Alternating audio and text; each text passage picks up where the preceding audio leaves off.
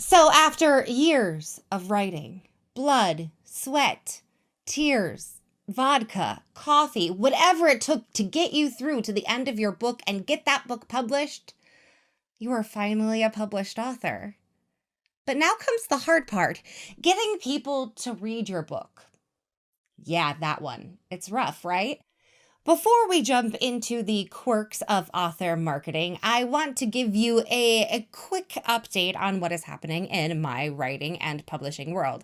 First of all, super exciting news, arcs for Myth and Storm are going out. So this is book 2 in the Guilds of Ilbrea series. It is going out in advanced reader copies to reviewers, and I am very excited about the early reviews that have been coming in. The book will be released on July 22nd, and this is 2021 in case anyone's listening to this or watching this way after it's been put out. So everything is happening really quickly for Myth and Storm now. We are getting so close to release date. Now, if you are a book reviewer and you would like an arc for that book, then head on over to my Fantasy Seekers group on Facebook. It is Megan O'Russell's Fantasy Seekers. Request an invite, and from there you can, or request to join the group, and from there you can request an arc, because the more reviewers, the better, but the form is available through that group. Now, other than Myth and Storm, I have decided to do some streamlining in my author life, because as much as it seems like, oh yeah, you like type some words and then you like put a picture on social media and you're an author, it's not like that, which is one of the things we'll be getting into in this episode. It is a lot. It is so much. It can be overwhelming. So the decision has been made that I will be doing a podcast / video every other Thursday. And then the in-between Thursdays will be the newsletter and blog. So if you'd like to hear from me every week, then you can check out the blog, or you can sign up for my newsletter, and then you can do the podcast / videos the alternating weeks. Or if you just want to do the podcast, it's going to be every other week, because something had to give in order to keep the books going out. And quite frankly, getting books to you is my main goal, and getting to chat with you is sort of the added bonus. But I have to write the words or there's nothing to publish. So yeah, every other week, gonna alternate. It'll be great. Now back to your achievement of finally publishing your book. Yay, you did it.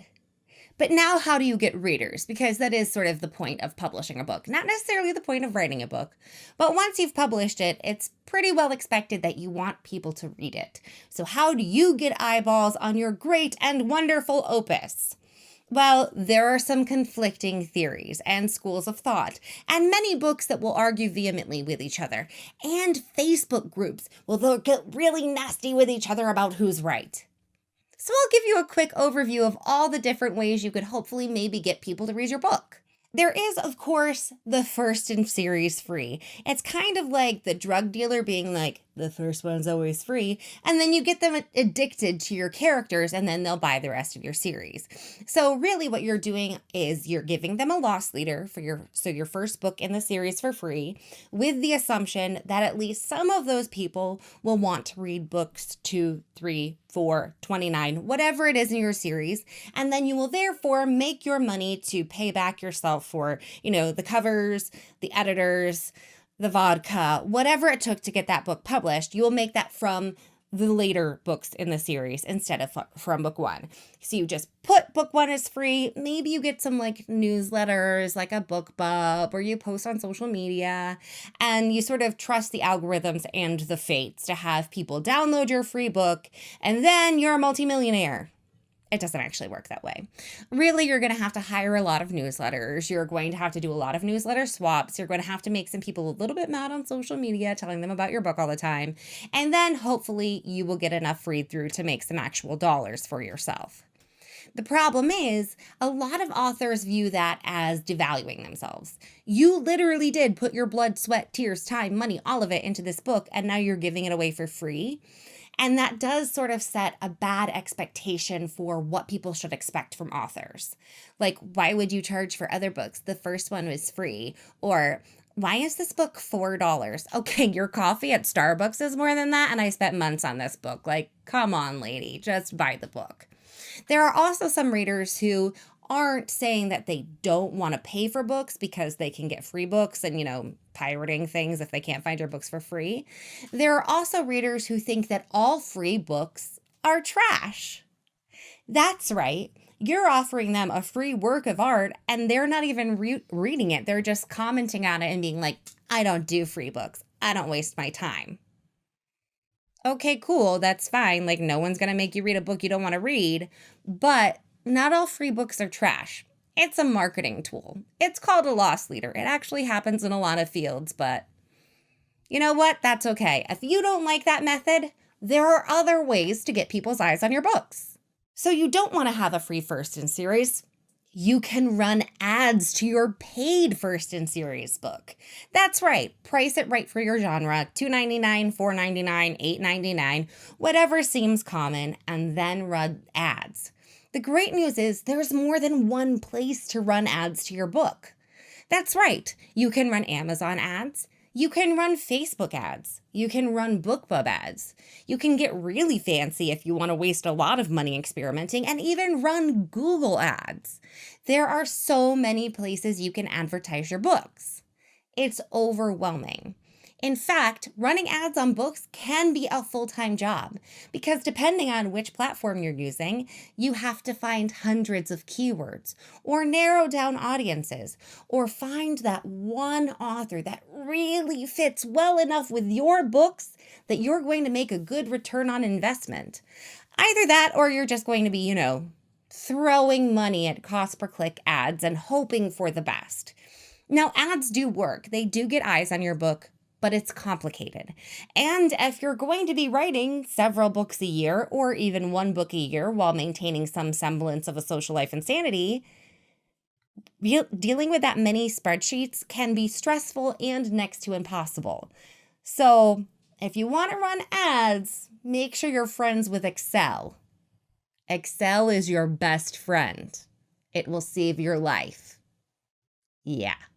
So you don't want to do a free first in series, and you don't really want to do ads because, that's a lot of money you could sink into the abyss very quickly.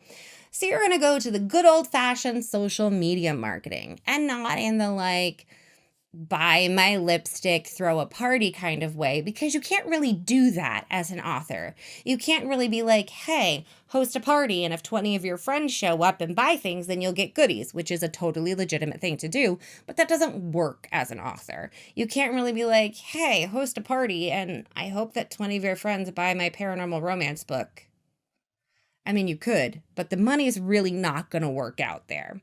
So you have to do other kinds of social media marketing. That means making yourself an available presence on social media. Because if you're only on there to spam, buy my book, have you bought my book yet? Buy my book. Everyone is going to tune you out because nobody likes that person. It doesn't matter if it's Twitter or Instagram or Facebook or TikTok. Nobody likes that person. Don't be that kid. No one will sit at your table. You will not sell books. It's annoying. So you have to make yourself present. You have to be an open and energetic personality that people want to get to know. But don't give them too much of yourself, because if you give them a lot of honesty, then they're going to be like, they're weird. I don't like them. So you have to be individual, but hold back a little, but be energetic, but not like crazy energetic, and share yourself with them, but with boundaries. It's kind of making ads and first free in series look a lot better now, isn't it? And you also have to master the different platforms. You have to figure out where your audience is, go to that platform, figure out the algorithm, then create content instead of, creating a book. Yeah, it's a lot. And don't forget that you need to make friends with other authors on that platform, but not really as a sales thing, because your market isn't really other authors, it's readers. So have friends to support you, but don't sell them your book, but maybe sell other people your book, but never try to actually sell your book. Yeah. This is why I have a coffee addiction. I'm sorry, stomach lining. I will not be giving my coffee up. So if you were to create the ideal balance of how to get eyeballs on your book, if you wanted to be the mythical unicorn of author marketing, what would you do? There are a lot of opinions on that. The closest thing I can find would be to create a backlist of at least 20 to 30 books, Alternate which books in your series will be free first in series. So you'll have some book ones that are paid and some book ones that are free. You will alternate which is where. While some of the books are free, you will be running newsletter and other site-specific promos to them. The paid books will receive cost per click advertising on Amazon and Facebook. Meanwhile, you need to keep a track of the ROI of all of those things. Hence, more spreadsheets. All the spreadsheets. Are spreadsheets giving you a nervous breakdown yet? Then meanwhile, on all of that, you are going to build your personal brand on social media, being on at least 4 sites on a regular basis as a personality who is not trying to sell books. Just be honest and open and out there, but always positive and energetic, but maybe pretend to be happy when you're not because, society hates emotion.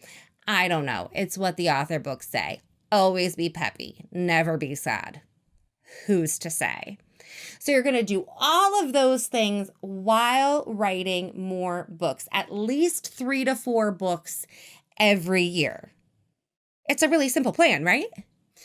Now, don't forget that this plan could completely fall apart next time Facebook changes their advertising rules or Amazon changes its algorithms or takes away the also bots or TikTok gets banned or whatever else it is. So don't forget to have an extra plan up your sleeve in case those things happen so that you can maintain a steady line of business no matter what the changes are. Yeah. So that's basically how to be an author and have people read your books. Also, write good books and don't forget to sleep and eat because I hear if you give up either of those for too long, you die. So sleep and eat occasionally. And coffee. Lots and lots of coffee. So really what I just gave you is a complete marketing guide for the indie author. If you follow these simple steps, you will be up to date on all the trends, all the things you need to know to hang out with the cool kids on the internet, get all the eyeballs on your books. It's going to be great. But all kidding aside, I don't tell you this to make it seem overwhelming and be like, feel sorry for me. Spreadsheets are the bane of my existence. And why ROI, CPC, CPM? What? It took me forever to figure out what those mean. I know now, but that was a learning curve. But it's not to make you be like, oh, poor Megan, she's drowning in marketing.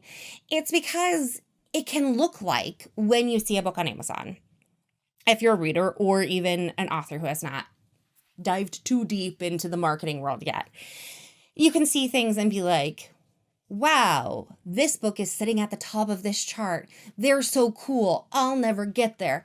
The truth is, the only difference between a book that is at number 1 on Amazon and the book that is at number 1,000 on Amazon is marketing.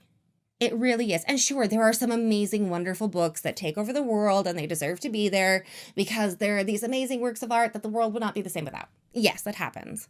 But I've read some books that sit at the number 1 in the Amazon charts for forever. And I'm like, whoa, that's marketing dollars.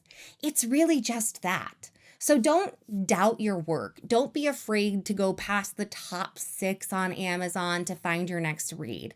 Because truth be told, as someone who has sat at number 1, it's marketing.